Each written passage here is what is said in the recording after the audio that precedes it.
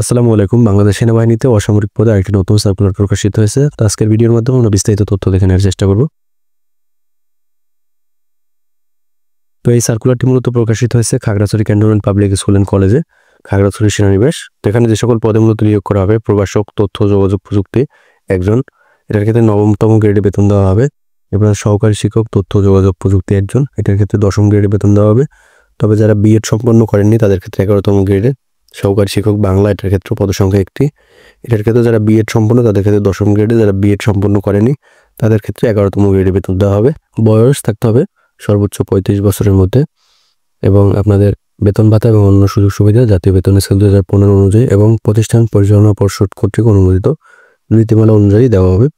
তো আপনাদের আবেদনপত্রের সাথে যে সকল কাগজপত্র সংযুক্ত করতে হবে, যেমন সকল সনদের সত্যায়িত ফটোকপি, শিক্ষক নিবন্ধন সনদ যদি থাকে সেটা সত্যায়িত ফটোকপি, জাতীয় পরিচয়পত্রের ফটোকপি, নাগরিকত্ব সনদ, 2 কপি পাসপোর্ট সাইজের সত্যায়িত ছবি, মোবাইল নাম্বার উল্লেখপূর্বক, পূর্ণাঙ্গ জীবন বৃত্তান্ত এবং সোনালী ব্যাংক থেকে 1 নং পদের জন্য 800 টাকা, 2 নং এবং 3 নং পদের জন্য 600 টাকা মতো আপনাদের পে অর্ডার করতে হবে এবং পে অর্ডারের শিরোনাম লিখতে হবে অধ্যক্ষ Khagrachari cantonment public school and college, Khagrachhari সেনানিবাস। এটা লিখে মূলত আপনাদের আবেদন করতে হবে।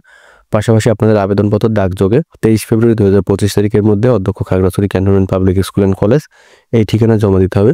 পরবর্তীতে আপনাদের যখন লিখিত পরীক্ষা এবং মৌখিক পরীক্ষা হবে সেটা ফোনের মাধ্যমে, অর্থাৎ আপনারা আবেদন করার সময় যে মোবাইল নাম্বার দেবেন সেই মোবাইল নাম্বারে SMS এর মাধ্যমে জানানো হবে। তো আপনাদের যাদের যোগ্যতা আছে আপনারা চাইলে পোস্ট অফিসের মাধ্যমে আপনাদের আবেদনপত্র 23 ফেব্রুয়ারি 2025 তারিখের মধ্যে জমা দিতে পারেন।